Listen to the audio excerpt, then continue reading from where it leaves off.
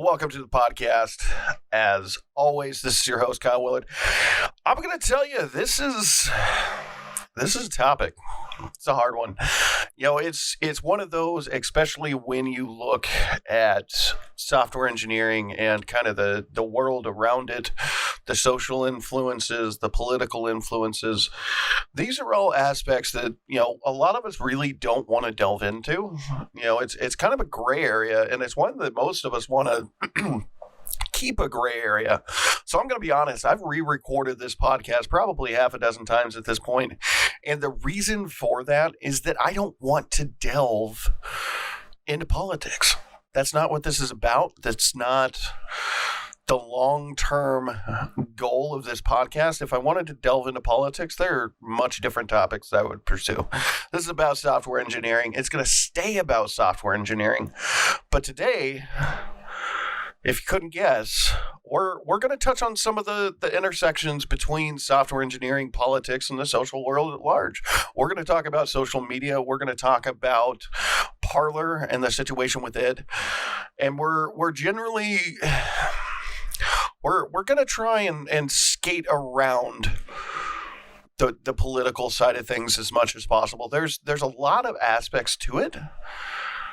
And there's a lot of things to understand. So we're going to kind of go over the history of social media.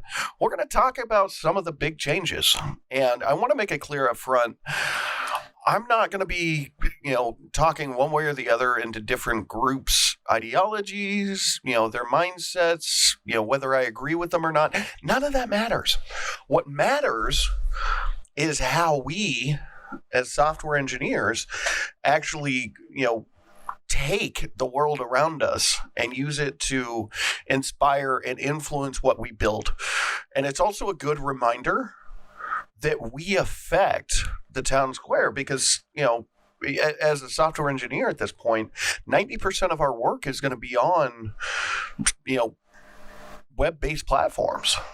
And so because of that, it's our job to make the right decisions and, do right by the stakeholders, do right by, the people paying the bills, their interests in making sure that we align with them. So let's start here. Let's start with social media and where it came from, and this is going to come. There are a number of sources as always. And this one is going to come from Digital Trends. I will drop the show notes. I'm a little backed up on the YouTube side of things. I will get that up this week. It's been kind of a crazy one, to be quite honest. But yeah, so social media came from, the bulletin board system, or BBS. Originally these forums, they were built for niche groups. Predominantly, they tended to be technologically based. And they evolved into social media platforms over time. And where we saw that was in 97. We saw 6 Degrees come out. Now, I don't know if you're like me, but I have no idea what the hell this platform is. I don't remember it. I was around for it. I don't remember it. I mean, I was inundated with tech at that point. 97, I would have been delving pretty hard into, the IT side of things. I did a lot of gaming back then. But yeah, so in 01, it expanded, and all of a sudden we had Friendster. These were rudimentary compared to what we have right now, right? And the big takeaway that we took away from these platforms really was we really started to see email address registration and basic online networking. We had weblogs or blogs or another form. And the source on this, guys, just so you know, is Maryville EDU. But yeah, so we had blogs. LiveJournal started in 99, and, Blogger launched roughly the same time, and then, it ended up getting purchased by Google in 03. In 2002, and this is honestly, and there's not a lot of credit for it, but this is honestly one of the larger platforms still around, and that's LinkedIn. Started in 2002. By 2020, LinkedIn had grown to over 675 million people. 675 million people. Keep that in mind. That's, that far surpasses the U.S. population, like 6 times the amount, roughly. But yeah, so, it was the social media site of choice for job seekers as well as HR managers, and still is today. In fact, they've added a job search, they've added a premium package to it. It's all sorts of awesome. It does a lot, especially, for those of us looking for work and for those of us wanting to build a network of people doing similar work. It really fits the bill, and it will continue to fit the bill. I don't see LinkedIn leaving anytime soon because it is so well grounded. I think long term, there are going to be some evolutions that have to happen, or you will start to see a decline as other services kind of come into the market. But I think LinkedIn is here to stay. They're doing a great job over there. Let's take a look. So 2003, MySpace launched. Oh, dear Lord. This was honestly, for me, probably the first major social media platform that I ever got involved with. I actually, during my time in LA, I actually met a couple of the executives. One of them actually backed in to the work truck that we were using, working in an event in LA. That was weird.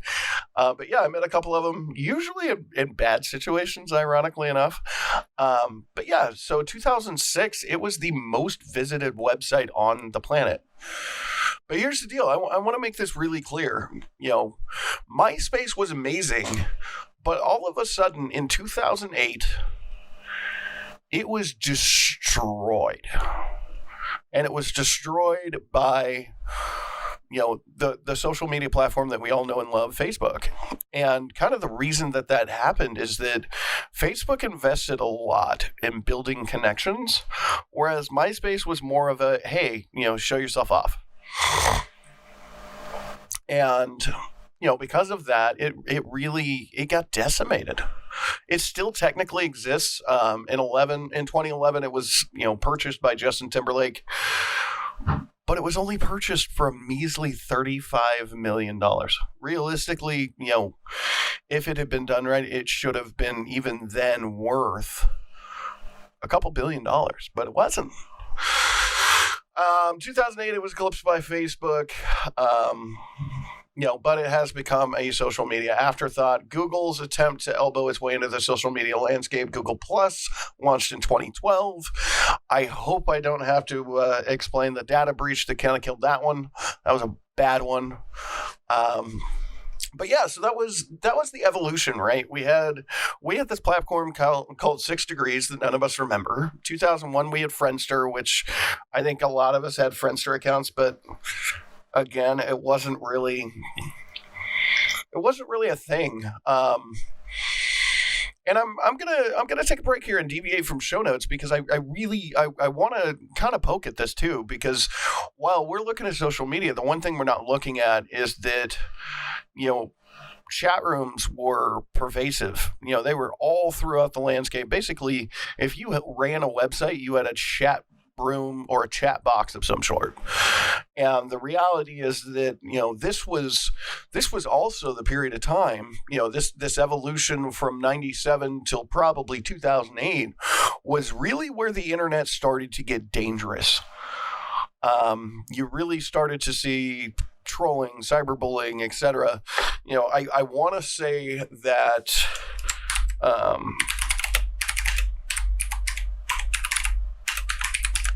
I want to say that during the same period, you had 4chan launch in October of 2003, and it again was just a bulletin board style site.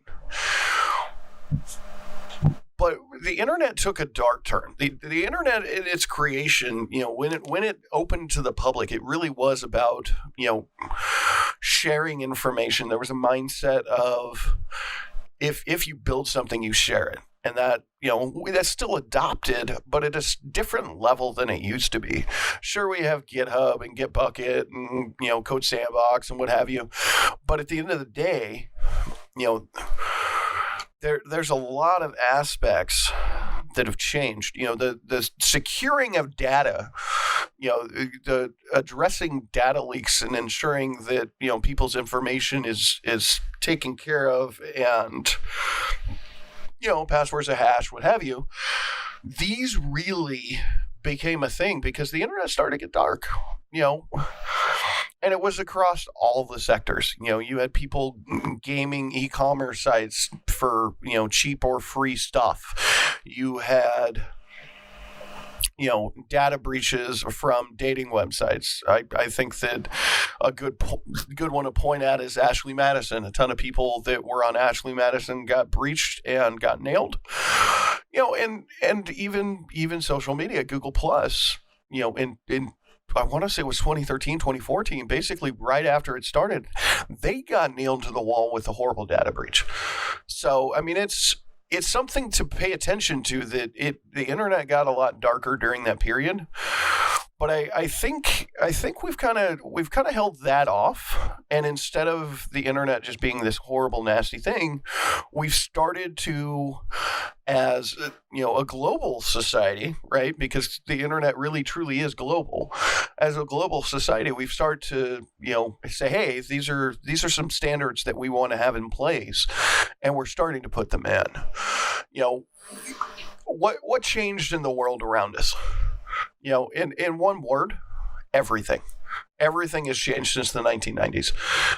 With the evolution of mobile devices, with the evolution of the internet just being a research tool, something to, kind of use to glean information and then just to build off of.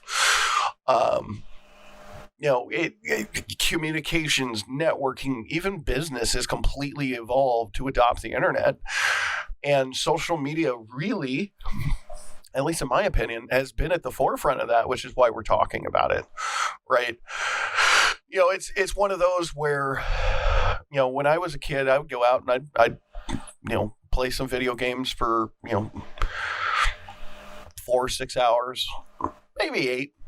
And then I'd go out in the yard with friends and we'd, act that out. Now, good luck trying to get the kids off of tablets or, Nintendo Switches or what have you. Now they're neck deep in Minecraft, Roblox, and Fortnite. It's a different generation. And the current generation, my generation's kids, that are somewhere between basically 6 and 12, they are really substantially more technologically advanced. And if you actually look generationally, my parents and my parents' parents, it goes from never touching a computer until they were in their late 30s at the earliest to, starting to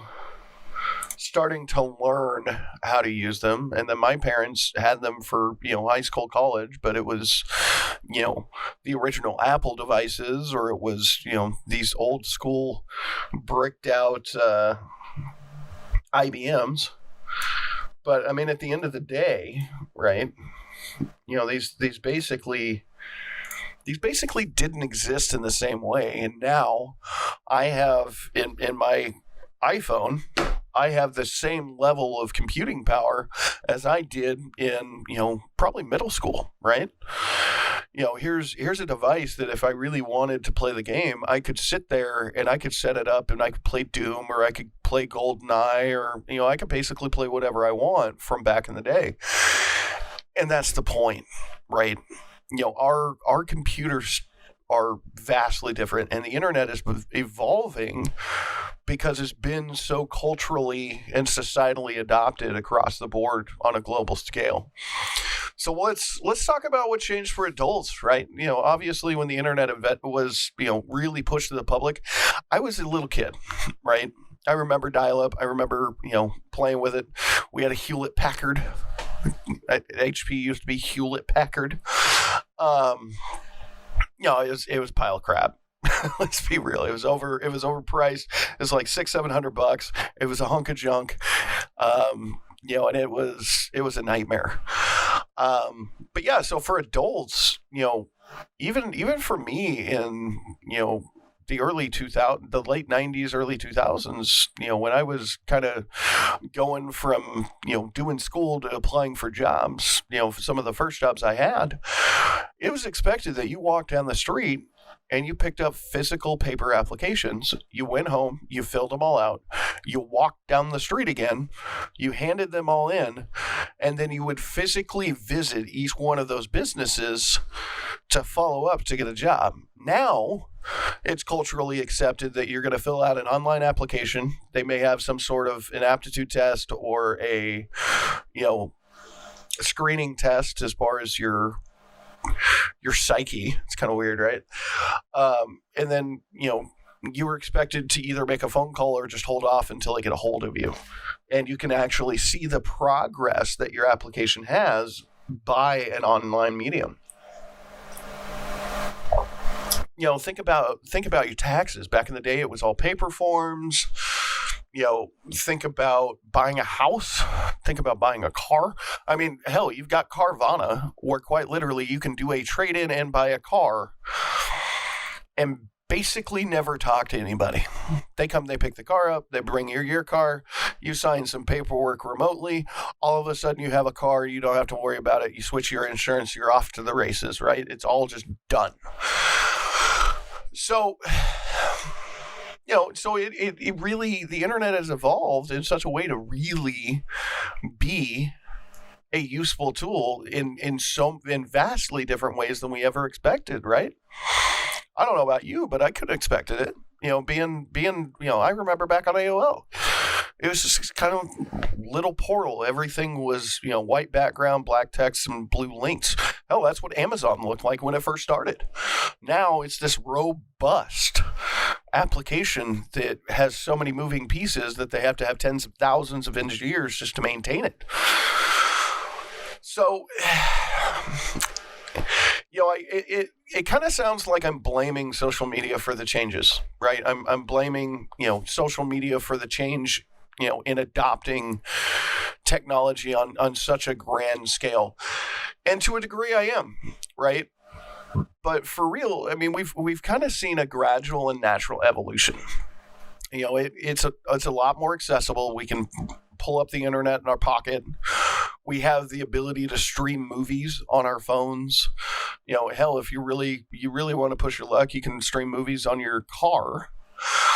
And that's the point, right? Humans as species, we've always tried to find ways to make our jobs easier. Building tools, evolving those tools, that's kind of been our shtick. And as soon as the internet really started to become more of a town square, it really has become a town square in a lot of ways, because you've got your market, right? You've got Amazon, you've got Walmart, you've got Best Buy, you have all of these companies that are selling things online. You have your newspapers. Instead of having the guy standing at the corner screaming, "Hey, get your daily paper," or standing in a newsstand, now, your news is aggregated to hundreds of different sites. It really has become the town square.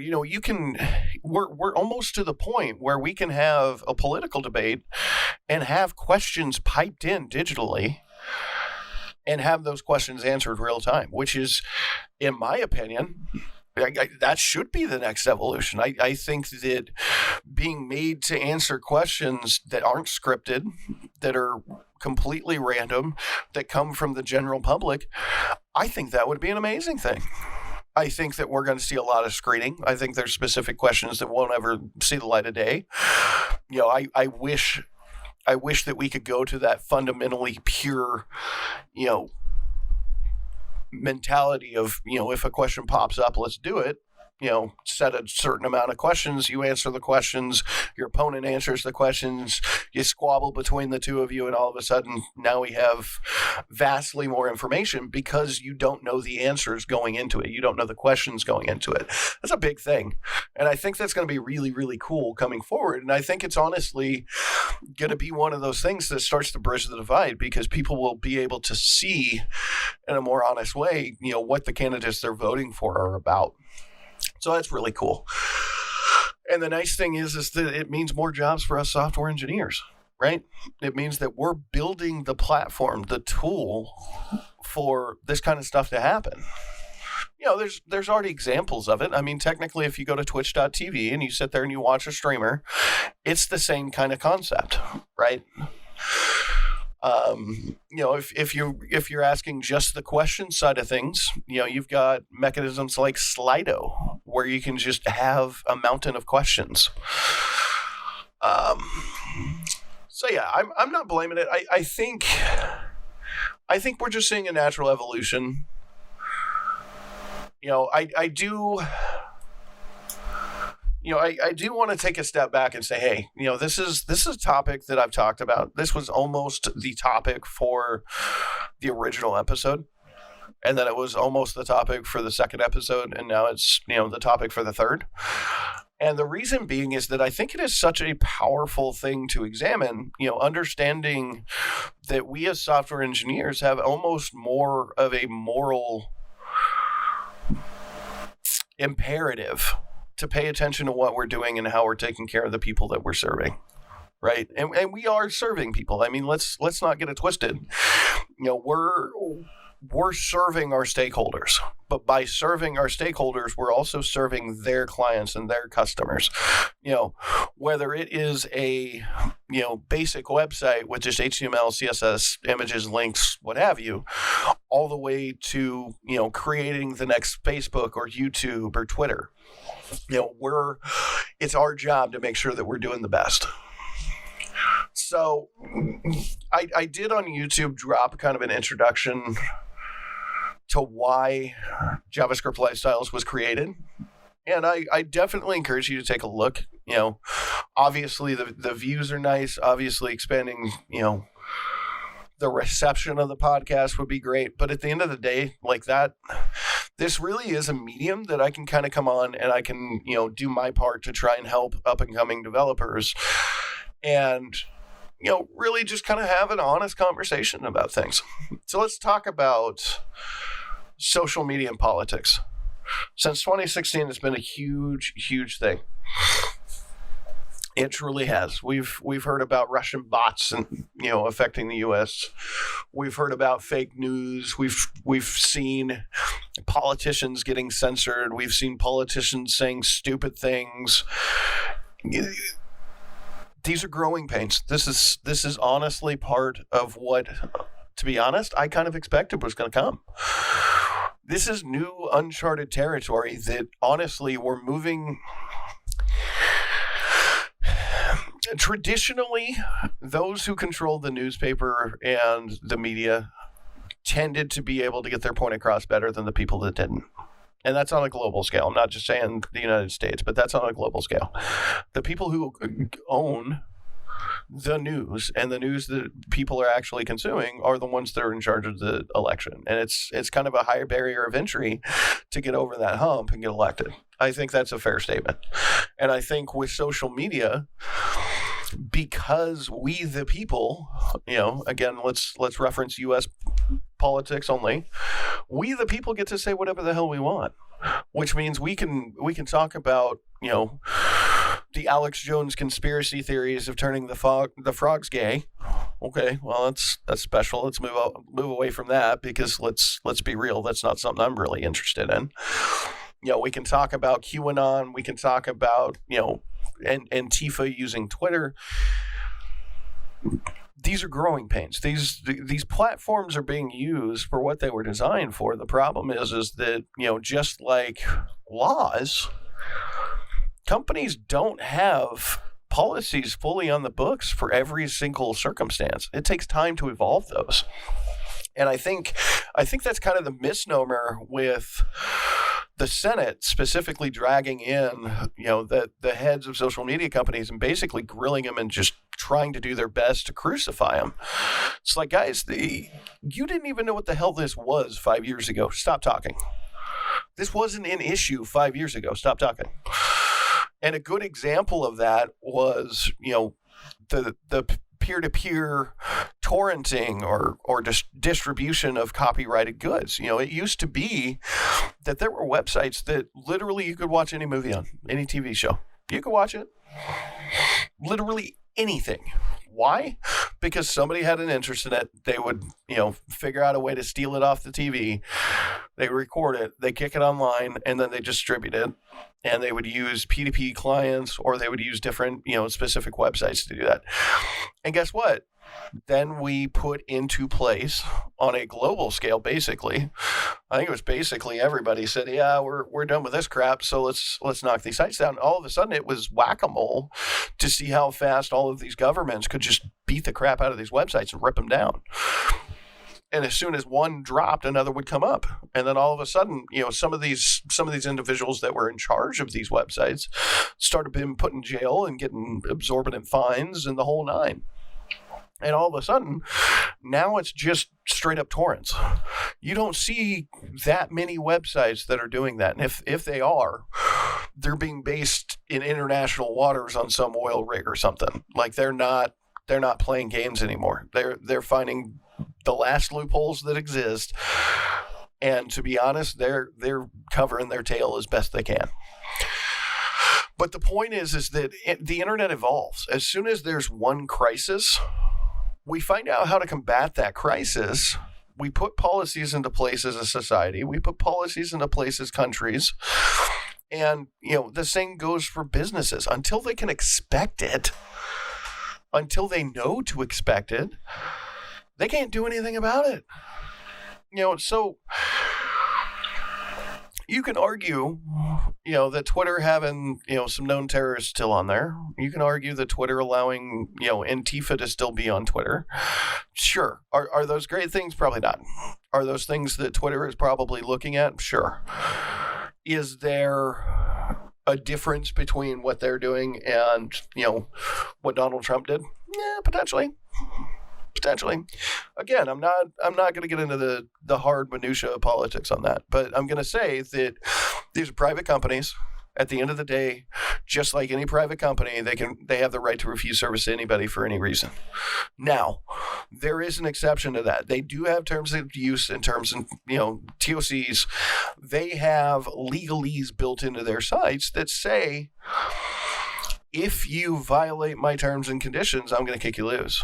And if they just, arbitrarily kick you off for no reason, and it's going to negatively impact you as a person or your business, there are legal forms that you can pursue that in.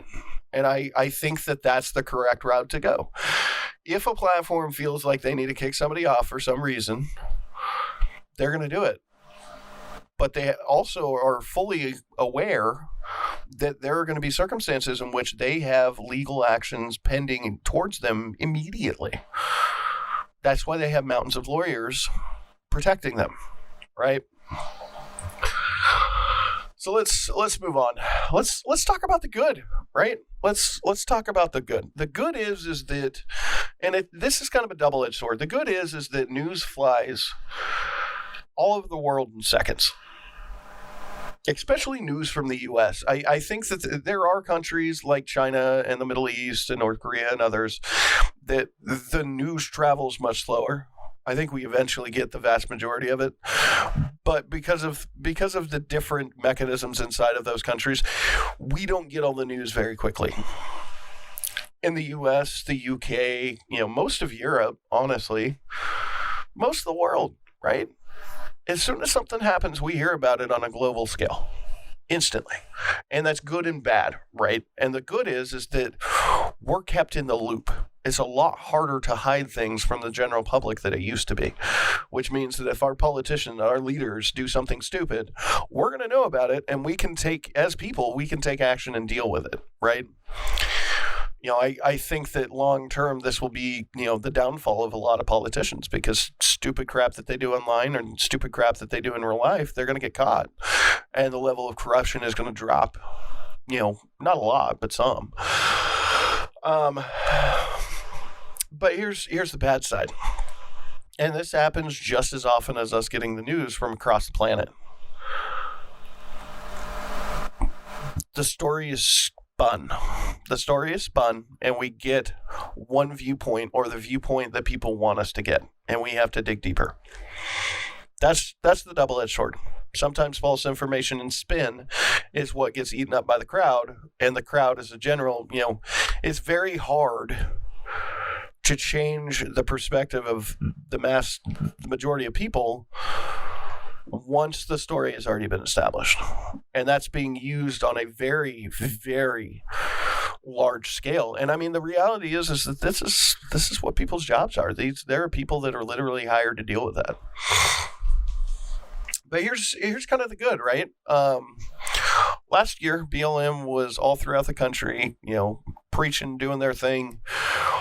And we saw, because of specifically BLM, we saw a huge increase of the usage of social media platforms and video platforms. There was an entire website called Woke.net that was dedicated to live streams from protests. This is huge. This is massive. I don't care if you agree or disagree with BLM or what have you. It doesn't matter. The ability by the people to march and get your point across, this is literally what the First Amendment was made for.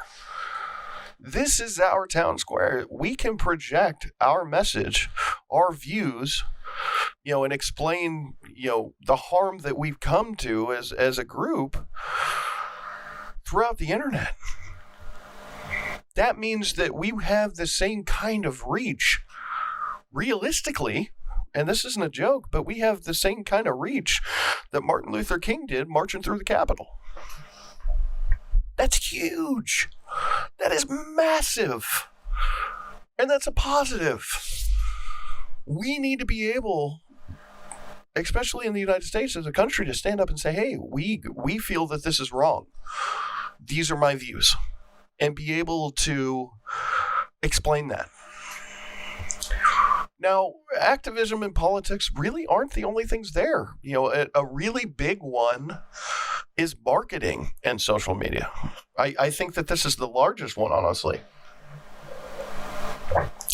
I think that this is the one that will continue to power the internet. As long as these companies have ways to make money, they're going to continue being in business. And, marketing is any number of things. It's the stupid videos before you can get into TikTok.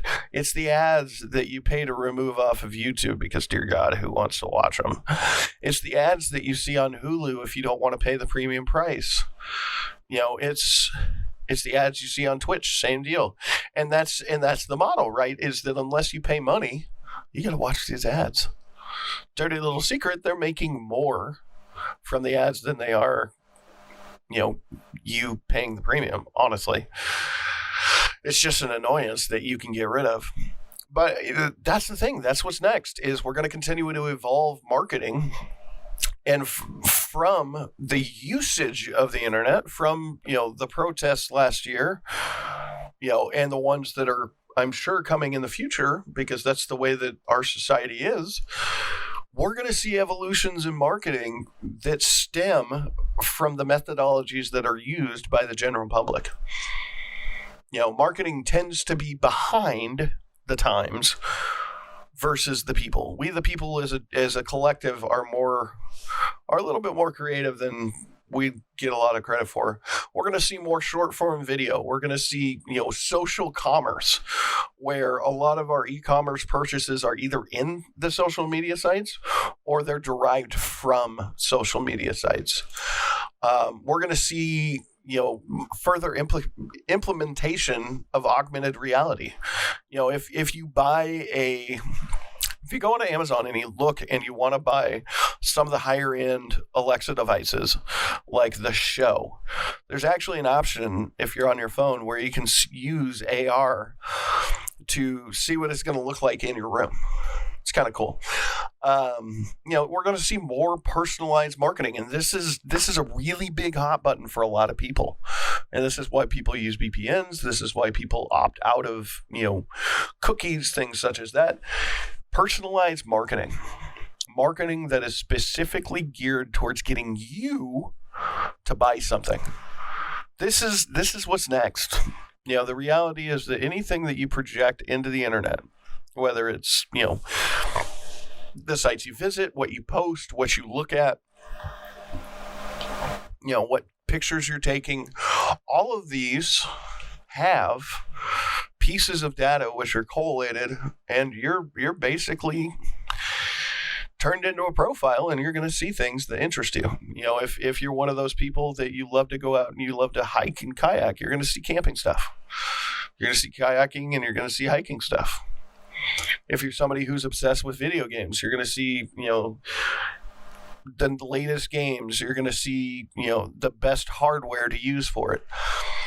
And that's the thing, is that as time progresses, this will get smarter and smarter. And it scares a lot of people because it's a lot of information. But the reality is we've been giving this information to people for basically ever.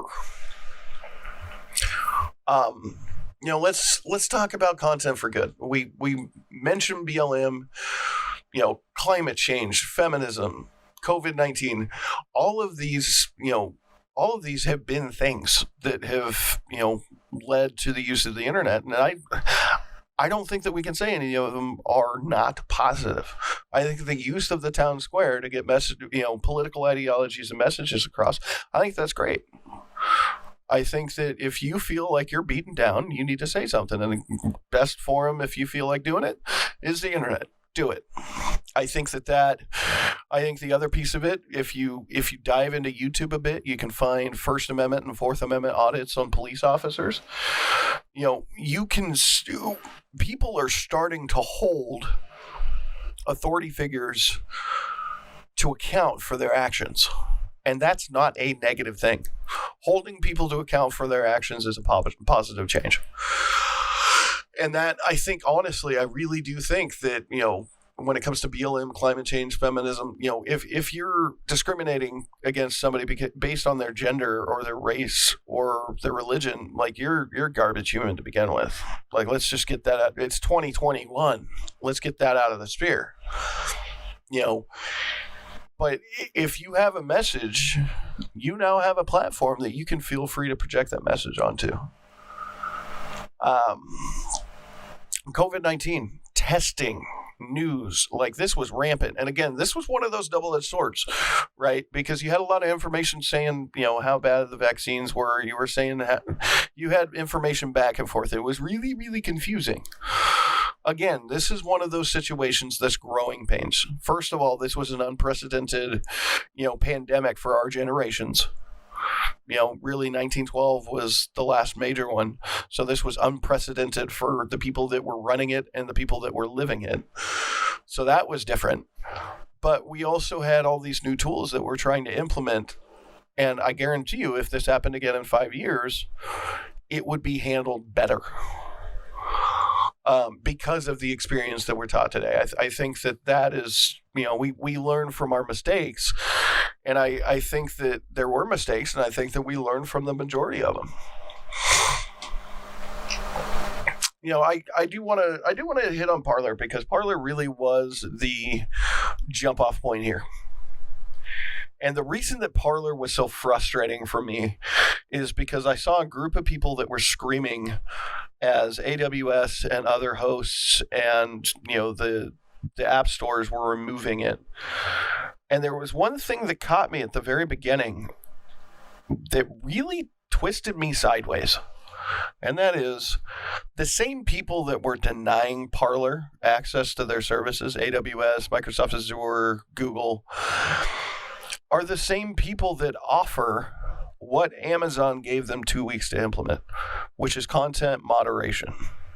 There are tools that relatively are inexpensive that you can build in from these services and use, basically plug and play, that were ignored because of Parler's own stuff. Parler screwed up. They chose not to have content moderation. They got ripped off of every platform they were on because of it.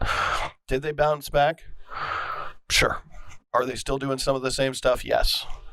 Is that going to be a long-term issue? Yes. And I think that it's right to say that we need to have some sort of content moderation, especially when it comes to anyone under the age of 18. I think that we need to have content moderation when it comes to ensuring that we're not seeing cyberbullying, we're not seeing things like child porn or revenge porn. We're not seeing people do call to actions to incite violence, or crime. These are huge, huge things that are societal norms. These are things that we expect as a society. And I understand that the First Amendment exists. First Amendment is important. It really, really is. But by the same token, there's a level. And I think that maybe what we need to do is private companies, need to remember that level needs to be met. There are societal norms that we need to contend with. Now, I edited out part of this, and I want to be clear. I'm going to finish this in a very specific way. I think that, on this topic, as software engineers, we need to be mindful. I have a quote for you from Mahatma Gandhi. We but mirror the world. All the tendencies present in the outer world are to be found in the world of our body. If we could change ourselves, the tendencies in the world would also change. As a man changes his own nature, so does the attitude of the world change towards him. This is the divine mystery supreme. A wonderful thing it is, and the source of our happiness. We need not wait to see what others do. This quote is certainly inspiring. It is certainly what I want to inspire. I want to be part of the change. I want to inspire others to strive to be the change that you want to see, which is what the quote was, attributed to after the fact because it was wordy.